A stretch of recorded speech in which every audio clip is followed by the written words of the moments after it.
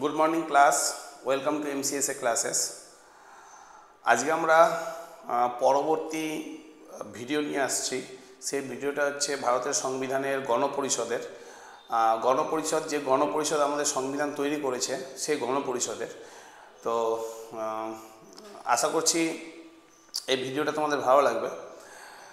তো এখানে এই ভিডিওর মাধ্যম দিয়ে আমরা গণপরিষদ কি কাজ করেছে না করেছে, কিভাবে কাজ করেছে, গণপরিষদের গঠন প্রণালী বা কি, ঠিক আছে, সেই বিষয় নিয়ে এখানে আমরা বিস্তারিত আলোচনা করব বা বিস্তারিত দেখব। তো এই ভিডিওটাতে আমার বক্তব্য দীর্ঘায়িত না করে শুধুমাত্র পড়াশোনার কন্টেন্টের দিকে আমরা এগোচ্ছি এবং গণপরিষদ সম্বন্ধীয় বিভিন্ন ধরনের ধারণা তোমাদেরকে দেওয়ার চেষ্টা করছি। লক্ষ্য করো যে পিছনের দিকে আমার পিছনে ব্যাকগ্রাউন্ডে যে ছবিগুলো রয়েছে, তো বুঝতে পারছো এটা হচ্ছে গণপরিষদের যে খসড়া কমিটি ছিল সেই খসড়া কমিটির সদস্যরা রয়েছেন, ঠিক আছে। তো মাথায় রাখবে যে গণপরিষদ যে তৈরি হয়েছিল, গণপরিষদ মানে হচ্ছে খসড়া কমিটি সেটা নয়।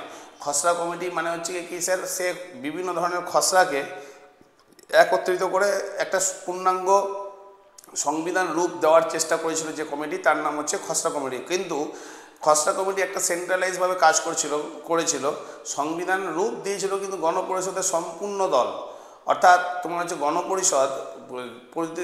গণপরিষদের প্রতিটা সদস্য তোমার হচ্ছে কি সর্বসম্মতিভাবে যখন কোনো বিলকে বা কোনো আইনকে তোমার হচ্ছে কি স্বীকৃতি দিয়েছে, তারপরে সেটা আমাদের দেশের আইনের সাথে বা সংবিধানের সাথে যুক্ত হয়েছে, নাহলে কিন্তু মানে হওয়া কিন্তু সম্ভব ছিল না, ঠিক আছে। তাহলে একটা জটিল প্রক্রিয়া এই গণপরিষদের রয়েছে এবং সেই জটিল প্রক্রিয়া সম্বন্ধে আজকে আমরা এখানে আলোচনা করব।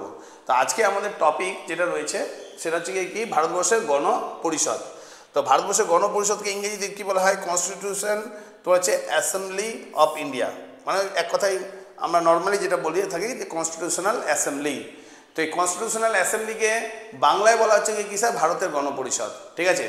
তো চলো দেখা যাক এখানে কি বলা রয়েছে গণপরিষদ সম্বন্ধে। সবার প্রথম যে পেজটা রয়েছে দেখো, এই যে গণপরিষদ কীভাবে তৈরি হয়েছিল।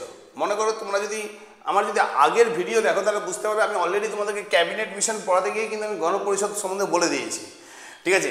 তোমরা যদি সেটাই যদি এখানে যদি একটু মানে ওটাই ভিডিও দেখে নাও তাহলে এইটা পুরোটাই কিন্তু ক্লিয়ার, বিশেষ করে ঐতিহাসিক প্রেক্ষাপটটা। কার ঐতিহাসিক প্রেক্ষাপট? তোমার হচ্ছে গণপরিষদের এই ঐতিহাসিক প্রেক্ষাপট, ঠিক আছে। তো এই গণপরিষদের যে কনসেপ্টটা রয়েছে, পটভূমিটা যেটা রয়েছে সেটা নিয়ে আমরা এখানে দেখব। আচ্ছা, সবার প্রথমে মাথায় রাখবে আমাদের গণপরিষদ কবে তৈরি হয়েছিল। তোমার হচ্ছে 1946 সালের তোমার হচ্ছে 9 ডিসেম্বর, ঠিক আছে। আচ্ছা, 9 ডিসেম্বর যখন তৈরি হলো, তোমরা সবাই জানো যে 2 দিন রাজেন্দ্র প্রসাদ ছিল না, মানে হচ্ছে কি 2 দিন সচিবানন্দ সিনহা সচিবানন্দ তোমার হচ্ছে সিনহা তোমার হচ্ছে গণপরিষদের তোমার হচ্ছে কি সভাপতির পদে ছিল। শেষমেশ তোমার হচ্ছে 1946 সালের তোমার হচ্ছে 11ই ডিসেম্বর, ঠিক আছে, রাজেন্দ্র প্রসাদ আসেন এবং গণপরিষদের কাজ তার আগে থেকে শুরু হয়ে গেলেও এখন থেকে ভালো করে কাজ শুরু হয়। এই গণপরিষদের যখন তৈরি হলো তখন সদস্য সংখ্যা ছিল 389 জন। মাথায় রাখবে কতজন সদস্য ছিল গণপরিষদের? গণপরিষদ, ঠিক আছে। তো গণপরিষদের সদস্য সংখ্যা ছিল হচ্ছে 389। অবশ্যই এটা মানে গ্রাফ পরের নিচের দিকে করা আছে। এর মধ্যে থেকে ব্রিটিশ মানে 11টা ব্রিটিশ প্রদেশ ছিল, ঠিক আছে। ব্রিটিশরা যে আমাদের দেশে ছিল না, তো যখন প্রথমে এসেছিল আমরা সবাই জানি যে 3টে প্রদেশ ছিল। 3টে প্রদেশ কী কী স্যার? একটা বাংলা, একটা হচ্ছে মাদ্রাজ, আর একটা হচ্ছে বোম্বাই। বোম্বাই তো পর্তুগিজদের কাছ থেকে বিবাহ গিফট পেয়েছিল, আর মাদ্রাজে প্রথম থেকেই ছিল, এটা আমরা জানি, ঠিক আছে। আর স্যার হচ্ছে কি পরবর্তীতে আমরা সবাই জানি সিরাজদৌল্লার সাথে এবং বক্সারের যুদ্ধের মাধ্যম দিয়ে তোমার মীর কাসিমের সাথে যুদ্ধের মাধ্যম দিয়ে জিতে শেষমেশ 1765 সালে বাংলাকে নিজের দখলে নিয়ে আসে এবং এই 3টাই প্রেসিডেন্সি ওদের কাছে ছিল প্রথমের দিকে।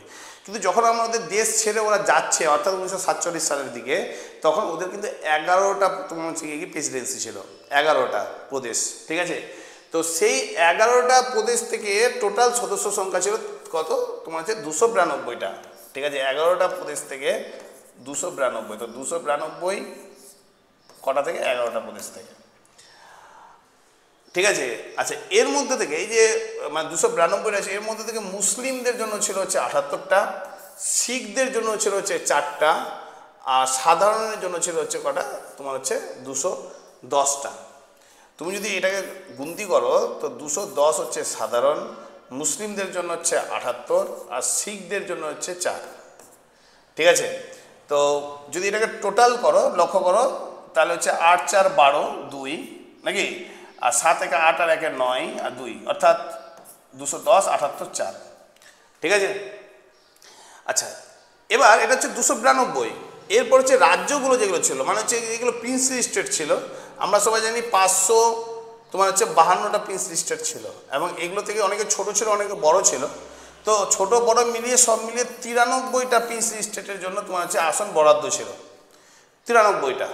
ঠিক আছে, 93টা। তার মানে আমি যদি 292 প্লাস 93 যদি আমি করি, ঠিক আছে, তাহলে কত হচ্ছে 5 9 2 18 8 হাতে 1, তা 385। ঠিক না, কত 385। এবার তারপরেও তোমাদের মাথায় রাখতে পারে স্যার আর 4টা কোথায় গেল, কি ঠিক তো?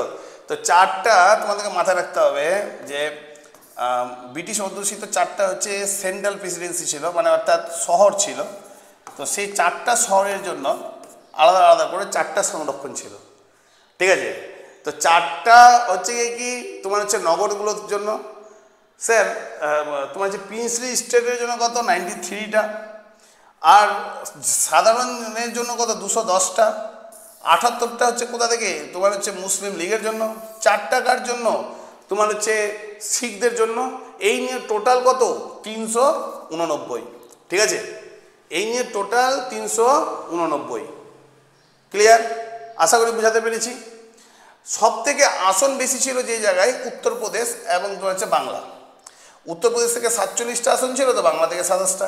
তবে তখন উত্তরপ্রদেশের নাম উত্তরপ্রদেশ ছিল না। ঠিক আছে, উত্তরপ্রদেশের নাম ছিল হচ্ছে কি তোমার হচ্ছে Province, Northern Province, Northern Province. তো এই নর্দার্ন প্রভিন্স থেকে ছিল 47টা, আর বাংলা বেঙ্গল থেকে ছিল কটা স্যার, তোমার হচ্ছে 27টা, সব থেকে বেশি পরিমাণে।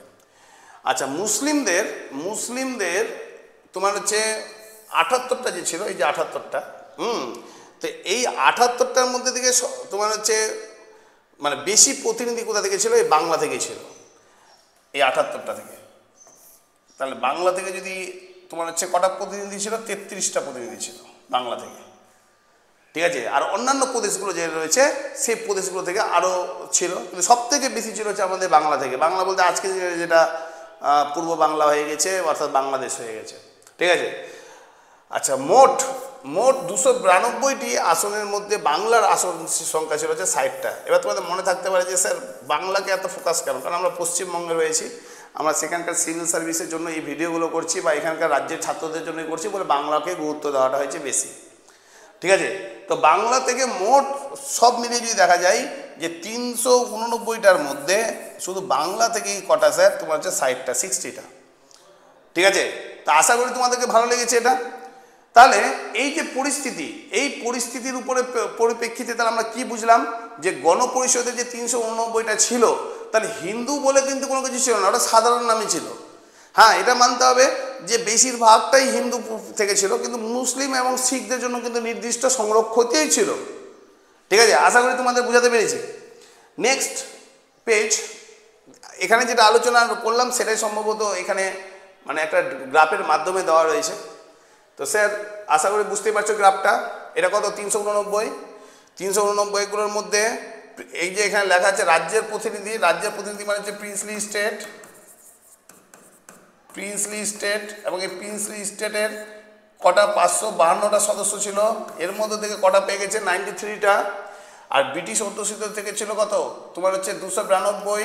এই 292 জন্য সাধারণের জন্য হচ্ছে 210, মুসলিমদের জন্য হচ্ছে 78, এবং শিখদের জন্য হচ্ছে কত স্যার, তোমার হচ্ছে 4।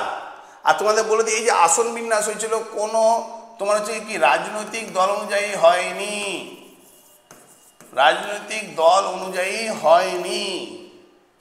এটা হচ্ছে কি আমাদের যে সংরক্ষণ ব্যবস্থা ছিল, মনে করো মুসলিমদের জন্য আলাদাভাবে সংরক্ষণ ব্যবস্থা করা হয়েছিল মল্ল মিন্টো আইনের মাধ্যম দিয়ে, মন্টেগু ট্রান্সপোর্টের মাধ্যম দিয়ে তোমার হচ্ছে কি স্যার খ্রিস্টান এবং তোমার হচ্ছে অ্যাংলো ইন্ডিয়ান এদের জন্য সংরক্ষণের ব্যবস্থা করা হয়েছিল। কিছুক্ষণ আগে তোমাদেরকে বললাম যে খ্রিস্টানদের প্রতিনিধি ছিল হরিশ্চন্দ্র মুখার্জি।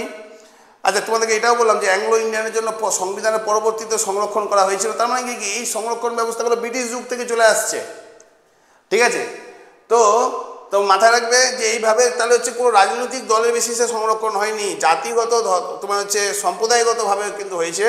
এবং মেন যেটা করা হয়েছে কার কার উপরে ভিত্তি করে, তোমার হচ্ছে মুসলিম এবং শিখ। ক্লিয়ার? তাহলে স্যার এতগুলো তাহলে হচ্ছে রাজনৈতিক দল কেন? কারণ আলটিমেটলি রাজনৈতিক দলই কিন্তু ওখানে গিয়ে অংশগ্রহণ করেছে, ঠিক না? তো যাই হোক, আমার কথা হচ্ছে কি স্যার, এবার হচ্ছে গণপরিষদের তোমার হচ্ছে কমিটি। তো গণপরিষদ তৈরি হয়ে গেল। গণপরিষদ কত সালে তৈরি হলো? তাহলে 1946 সালের তোমার হচ্ছে কবে? 9 ডিসেম্বর, ঠিক না? আচ্ছা, এই গণপরিষদ যে তৈরি হলো সে কাজ কত সালে শেষ করলো? তোমার এই শুরু করলো অবজেক্টিভ রেজলিউশন 13 ডিসেম্বর। অবজেক্টিভ রেজলিউশনটা কি? অবজেক্টিভ রেজলিউশন মানে হচ্ছে জওহরলাল নেহরু যে রয়েছে, জওহরলাল নেহরু এই তোমার হচ্ছে জওহরলাল নেহরু তৎকালীন তোমার হচ্ছে অন্তর্বর্তী সরকারের প্রধান ছিলেন এবং খসড়া কমিটির তোমার এই খসড়া কমিটি বলছে এবং গণপরিষদের তোমার হচ্ছে কি মুখ্য দায়িত্বে ছিলেন। তো আমাদের সংবিধান কীভাবে হবে, তো সেটা একটা কংগ্রেসের তোমার হচ্ছে কমিটি সেটা ঠিক করেছিল। কংগ্রেস মানে কেন কংগ্রেসের কমিটি বললাম? কারণ কংগ্রেস সব থেকে লার্জেস্ট পার্টি ছিল, বলে স্বাভাবিক যখন ভোটাভুটি হবে তারাই জিতবে। তো কংগ্রেসের সেই আইডিওলজির উপরে কিন্তু ভিত্তি করে কিন্তু আমাদের এই ব্যবস্থাটা তৈরি হয়েছিল। এবং এই কমিটির সদস্য ছিল 3 জন। একটা হচ্ছে জওহরলাল নেহরু নিজে ছিলেন, একটা হচ্ছে পটবী সীতারামাইয়া, আর হচ্ছে সর্দার বল্লভভাই প্যাটেল। এবং তাদের যে কমিটি, সেই কমিটি অনুযায়ী একটা আইডিওলজি করে দেওয়া হয় যেটার নাম হয়ে গেল অবজেক্টিভ রেজলিউশন। অর্থাৎ অবজেক্টিভ রেজলিউশন যেটা দিয়ে দেওয়া হলো, এটা একটা রোড ম্যাপ করা হলো এবং তার পরিপ্রেক্ষিতে এবার তোমার হচ্ছে সংবিধান তৈরি হবে। আর তোমাদের এটাও বলে রাখি, এই যে অবজেক্টিভ রেজলিউশন জওহরলাল নেহরুর হয়েছিল, এটাই পরবর্তীতে আমাদের সংবিধানের হয়ে গেল কি স্যার? প্রস্তাবনা, ঠিক আছে। তো যখন আমরা 13 ডিসেম্বর এই অবজেক্টিভ রেজলিউশন পেলাম, 13 ডিসেম্বর, ঠিক আছে, যখন আমরা পেলাম তখন থেকেই আমরা বুঝলাম যে আমাদের সংবিধান কিভাবে কাজ করবে। তার পরিপ্রেক্ষিতে BN রাওয়ের চিন্তাধারাকে সাথে নিয়ে তোমার হচ্ছে সংবিধান তৈরি করার জন্য 13টা কমিটি করা হলো। কটা কমিটি? 13টা। এখানে দেখো কমিটিগুলোর নাম আমি তোমাদেরকে বলছি কি কি। খসড়া কমিটি, স্টিয়ারিং কমিটি, কেন্দ্রীয় ক্ষমতা সম্পর্কিত কমিটি, কেন্দ্রীয় শাসনতন্ত্র সম্পর্কিত কমিটি, প্রাদেশিক শাসনতন্ত্র কমিটি, মৌলিক অধিকার সংক্রান্ত সাব কমিটি, তারপর হচ্ছে তোমার হচ্ছে কি সংখ্যালঘু তোমার হচ্ছে কমিটি, আদিবাসী সংক্রান্ত কমিটি, সংখ্যালঘু সম্পর্কিত উপদেষ্টা কমিটি, তারপর হচ্ছে কি সবার কার্যাবলী সংক্রান্ত কমিটি, আর হচ্ছে জাতীয় পতাকা, জাতীয় যে ব্যবস্থাপনা রয়েছে সেই সংক্রান্ত কমিটি, ঠিক আছে। একটা আয় ব্যয়ের কমিটি রয়েছে, ঠিক আছে। এই কমিটিগুলো, আচ্ছা, মৌলিক অধিকার সংক্রান্ত আরেকটা কমিটি, এটা মৌলিক অধিকার সংক্রান্ত কমিটি, এটা মৌলিক অধিকার সংক্রান্ত সাব কমিটি, অর্থাৎ মৌলিক অধিকার সংক্রান্ত 2টা কমিটি ছিল, ঠিক আছে। তো টোটালে এখানে দেখো তোমার যে কত 3 3 6, এদিকে 6 6 12, 12টা। আর একটা যেটা ইয়ে হয়ে গেছে 13 নম্বর, ওটা হচ্ছে কি স্যার? Finance committee. এই যে তোমার হচ্ছে কি স্যার 64 লক্ষ কোটি টাকা, এই 64 লক্ষ টাকা যে খরচা হলো, তো সেইটার আয় ব্যয় যে সিস্টেমটা, তো সেটাও কার হাতে ছিল স্যার? রাজেন্দ্র প্রসাদ। স্বাভাবিক তার হাতেই থাকবে, কেন স্যার? গণপরিষদের চেয়ারম্যান তিনি, ঠিক না? তো টোটাল কমিটি সংখ্যা কটা ছিল স্যার? 13টা, ঠিক আছে। টোটাল কমিটি ছিল 13টা, ঠিক আছে। এবার এই কমিটিগুলোর যারা সদস্য মানে মেন হেড, তাদের নাম আমাদেরকে জানতে হবে। যেমন খসড়া কমিটি, তো খসড়া কমিটির মেন হেড কে ছিল স্যার? খসড়া কমিটির main head doctor BR Ambedkar. Steering কমিটির মেন হেডকে ডক্টর রাজেন্দ্র প্রসাদ। এখানে পরপর দেখো 3টা কমিটি। কেন্দ্রীয় কমিটি থাকলে জওহরলাল নেহরু, পণ্ডিত জওহরলাল নেহরু। দেখো 2টা কেন্দ্রীয় কমিটি, একটা হচ্ছে কেন্দ্রীয় ক্ষমতা সম্পর্কিত কমিটি, একটা কেন্দ্রীয় শাসনতন্ত্র সম্পর্কিত কমিটি। এই 2টা কমিটির হেড হচ্ছে কে? জওহরলাল নেহরু। এছাড়া প্রদেশের শাসনতন্ত্র সংক্রান্ত কমিটিরও হেড হচ্ছে কে? জওহরলাল নেহরু। স্যার মৌলিক অধিকার সংক্রান্ত 2টা কমিটি, একটা হচ্ছে প্রধান কমিটি, একটা সাব কমিটি। সাব কমিটি যদি আসে পরীক্ষায় তাহলে হচ্ছে কি JB কৃপালিনী। আর যদি তোমার হচ্ছে প্রধান কমিটিটা আসে তাহলে কে? সর্দার বল্লভভাই প্যাটেল। সংখ্যালঘু বিষয়ক কমিটি, সংখ্যালঘুদের জন্য কমিটি, এটা হচ্ছে সর্দার বল্লভভাই প্যাটেল। আদিবাসী সংক্রান্ত কমিটি, এটা হচ্ছে সর্দার বল্লভভাই প্যাটেল। লক্ষ্য করো, জওহরলাল নেহরু 3টা, তোমার যে সর্দার বল্লভভাই প্যাটেল সংক্রান্ত 3টা। রাজেন্দ্র প্রসাদের দেখো এখানে একটা পেয়েছে স্টিয়ারিং কমিটি, জাতীয় পতাকা সংক্রান্ত কমিটি রাজেন্দ্র প্রসাদ, আর দেখো ফিনান্স কমিটি রাজেন্দ্র প্রসাদ, অর্থাৎ রাজেন্দ্র প্রসাদও 3টা। 3 3 3 3জনে 9টা, 3জনেই 9টা, মাথায় রাখবে। থাকলো 13 থেকে 9 বিয়োগ করলে 4, 4 জনের নাম আমাদের আলাদা করে পড়তে হবে, ঠিক আছে। জওহরলাল নেহরু 2টা সেন্ট্রাল কমিটি, আর একটা হচ্ছে কি স্টেট কমিটি। হ্যাঁ, তোমার হচ্ছে সর্দার বল্লভভাই প্যাটেল হচ্ছে একটা হচ্ছে মৌলিক অধিকার সংক্রান্ত কমিটি, একটা হচ্ছে সংখ্যালঘু কমিটি, আর একটা হচ্ছে আদিবাসী সংক্রান্ত কমিটি। তারপরে যে জাতীয় পতাকা, স্টিয়ারিং এবং তোমার যে ফিনান্স কমিটি হচ্ছে কে রাজেন্দ্র প্রসাদ। এবার মৌলিক অধিকার সংক্রান্ত সাব কমিটি হচ্ছে কে জেবি কৃপালিনী। স্যার তোমার হচ্ছে সভা কীভাবে পরিচালনা করা হবে সেই সংক্রান্ত কমিটি হচ্ছে কি জেবি তোমার হচ্ছে মাবলাঙ্কার। আর সংখ্যালঘু সংক্রান্ত উপদেষ্টা কমিটি হচ্ছে কে তোমার হচ্ছে উপদেষ্টা কমিটি হচ্ছে হরিশচন্দ্র মুখার্জি। স্যার আমি কিছুক্ষণ আগে বলেছিলাম যে ইনি খ্রিস্টানদের প্রতিনিধিও ছিলেন।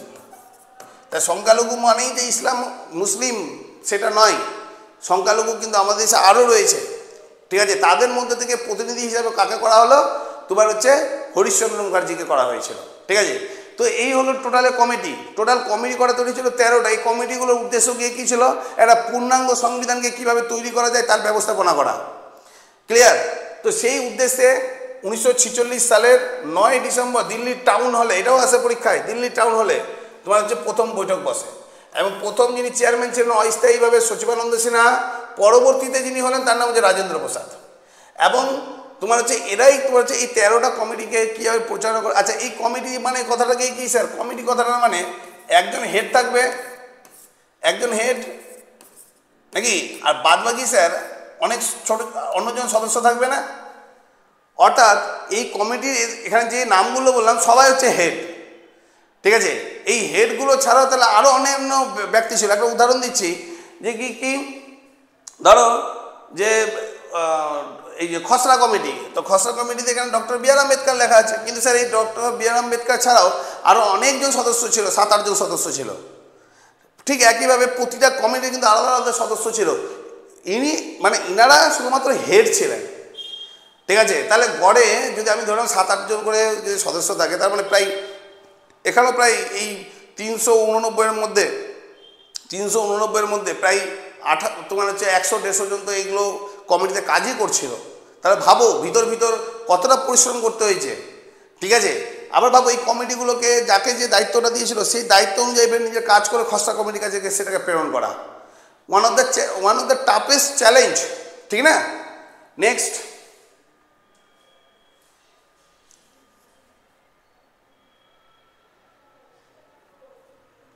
তারপরে পেজটা দেখো, গণপরিষদের দল অনুযায়ী হয়নি, কিন্তু আলটিমেটলি কিছুক্ষণ আগে বললাম যে দলগুলো কিন্তু গুরুত্বপূর্ণ ভূমিকা গ্রহণ করেছিল, ঠিক না।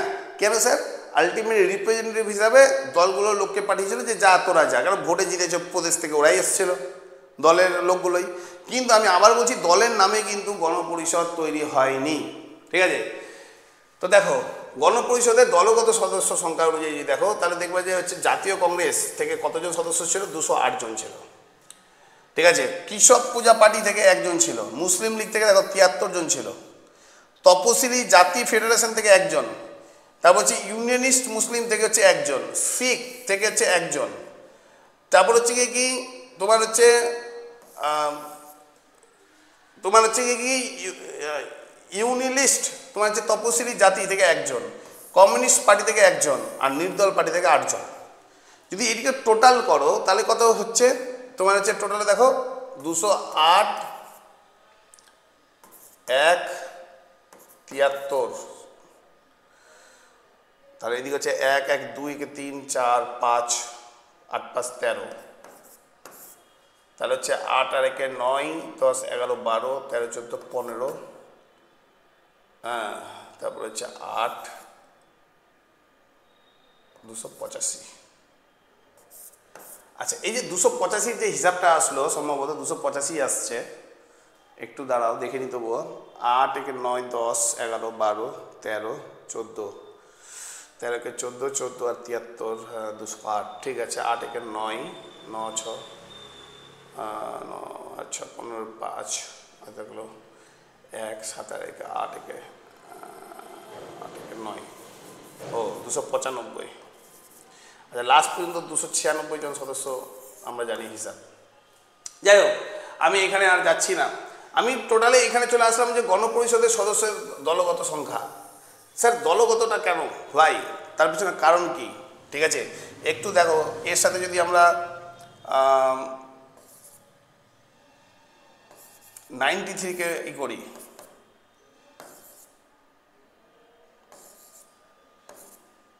$388, লক্ষ্য করো। তার মানে ওই যে 93, সেই 93টা এখানে অ্যাড হবে, যেটা হচ্ছে কি ওই প্রিন্সলি স্টেটগুলো থেকে রিপ্রেজেন্ট করতো। তাহলে এখানে টোটালে চলে আসবে। কিন্তু প্রিন্সলি স্টেটগুলো তো দলগতভাবে হয়নি, প্রিন্সলি স্টেট বাদ দিয়ে বাদবাকিটা দলগতভাবে হয়েছে। কিন্তু দলগতভাবে হলেও কিন্তু আমি আবার বলছি দলের সেন্সে এখানে কিন্তু হয়নি। ক্লিয়ার? তো যাই হোক, আমি যে কথাটা বলতে চাইছি যে কোন দল থেকে কত ছিল এই হিসাবটা কিন্তু এখানে দেওয়া রয়েছে। হ্যাঁ, আশা করি তোমরা বুঝতে পেরেছো আমি কি বলতে চাইছি। তার টোটালে সদস্য সংখ্যা ছিল হচ্ছে 389। ঠিক আছে, টোটালে সদস্য সংখ্যা ছিল কত তোমার হচ্ছে 389।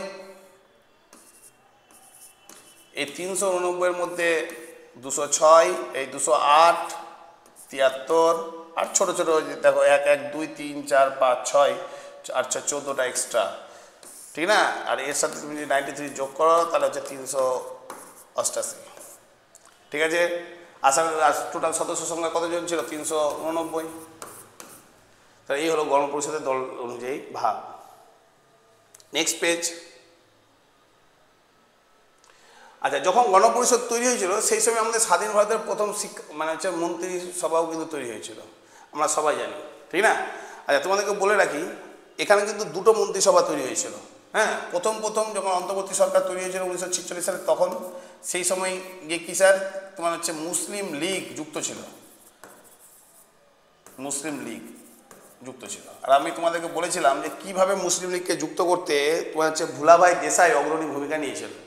ঠিক আছে, তো যাই হোক, ওখান থেকে বেরিয়ে গেল মুসলিম লীগ। তারপরে বাদবাকিটা এবার বেশিরভাগটাতে কংগ্রেসই, বুঝতেই পারছো।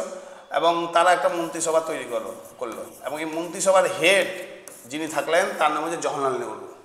জওহরলাল নেহরু দুটো দপ্তরের অধীনে ছিলেন, প্রধানমন্ত্রী এবং পররাষ্ট্রমন্ত্রী হিসাবে। ঠিক আছে, জওহরলাল নেহরু। আর স্বরাষ্ট্রমন্ত্রী এবং তথ্য প্রযুক্তি মন্ত্রী ছিল যে সর্দার বল্লভভাই প্যাটেল, ভারতের বিসমার্ক। অর্থমন্ত্রী খুব আছে, ভারতের প্রথম অর্থমন্ত্রীর নাম কি, বা অন্তর্বর্তী সরকার অর্থমন্ত্রীর প্রথম অর্থমন্ত্রীর নাম কি? যেমন হচ্ছে আর.এস. সুব্রক্ষাম চেট্টি। আইনমন্ত্রীর নাম ডক্টর বি.আর. আম্বেদকর ছিল। শিল্পমন্ত্রী শ্যামাপ্রসাদ মুখার্জি। স্যার আমি যদি ভুল না বলি 1948-এ শ্যামাপ্রসাদ মুখার্জি প্রথম মিক্সড ইকোনমির কথা বলেছিলেন।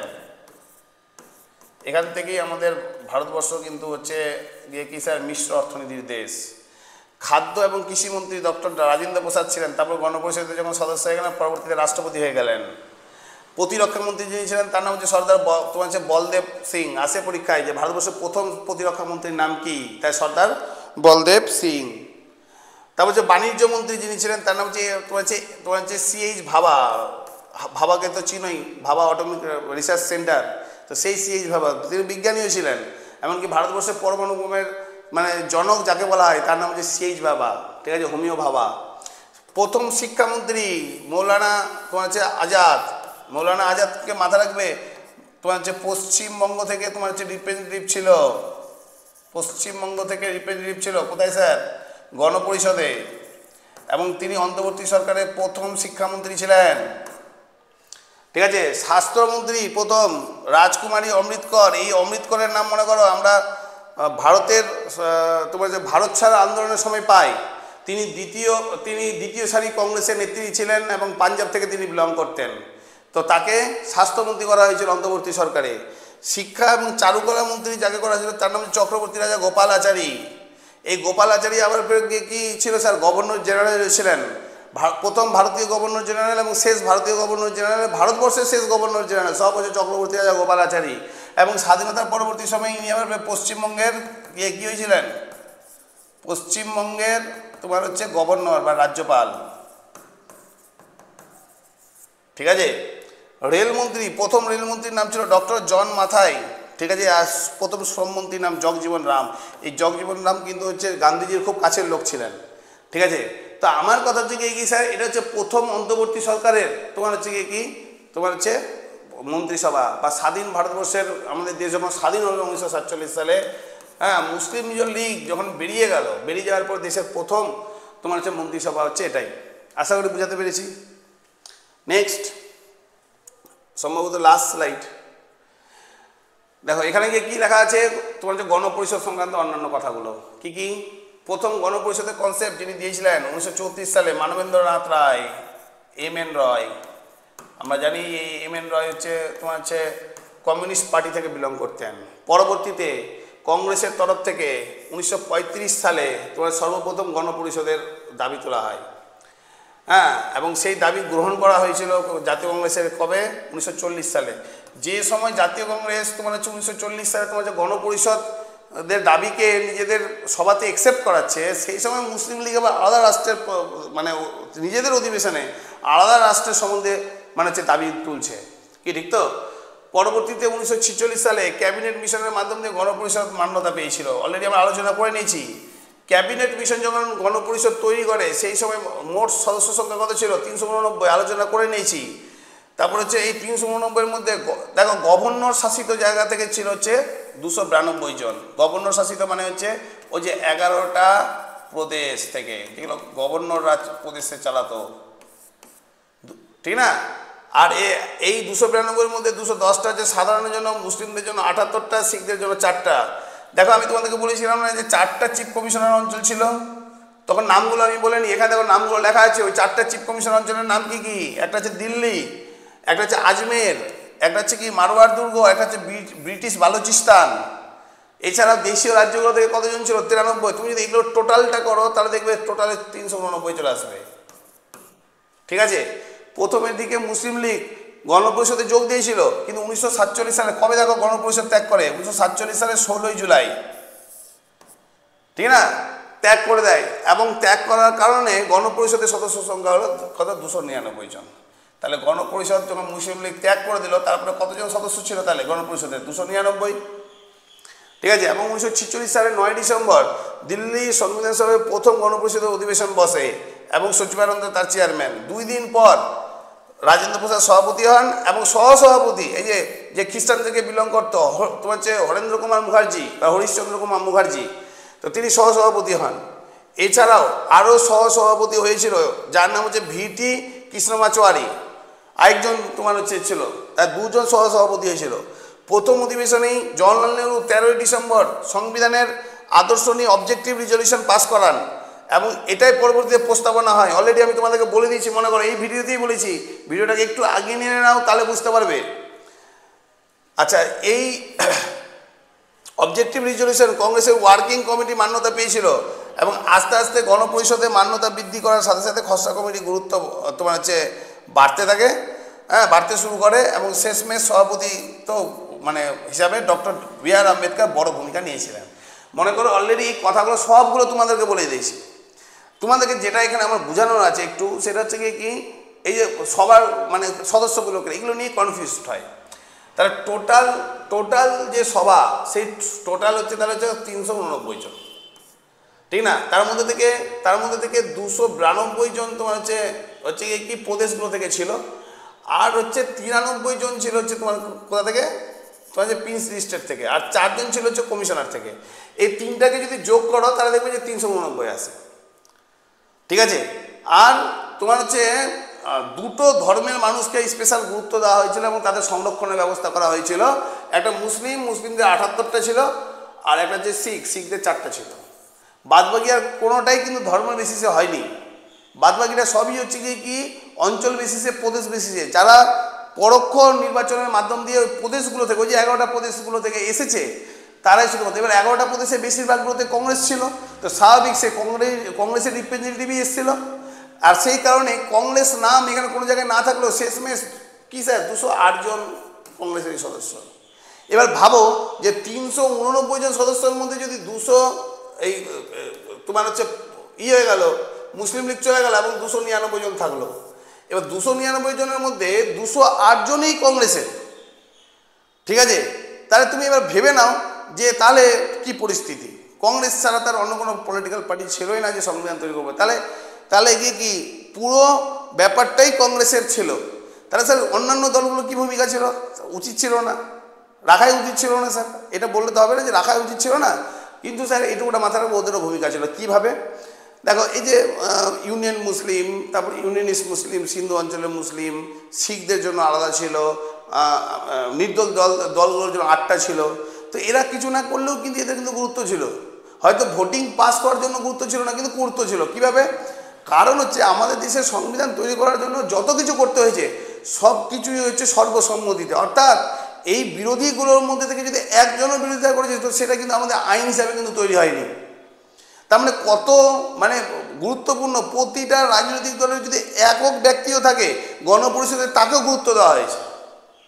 তো এই হলো আমাদের গণপরিষদ। গণপরিষদের ভিডিওটা কেমন লাগলো জানাবে। হ্যাঁ, যদি একবার দুবার তিনবার পড়ো তাহলে আমাদের দেশের সংবিধান কীভাবে তৈরি হয়েছিল তার ধারণা তোমাদের তৈরি হয়। রাজনৈতিক দলগুলোর গুরুত্ব কী ছিল সেটা বুঝতে পারবে। ব্রিটিশরা কীভাবে একটা সিস্টেমেটিক ওয়েতে আমাদের সংবিধান তৈরি করার ক্ষেত্রে অগ্রণী ভূমিকা নিয়েছিল।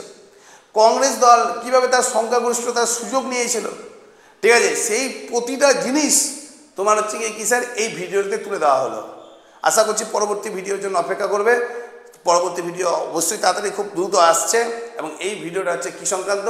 শুধুমাত্র ভারতের সংবিধানের যে গণপরিষদ সেই সংক্রান্ত। তো চলো নতুন ভিডিওর অপেক্ষায় থাকো। ধন্যবাদ সবাইকে।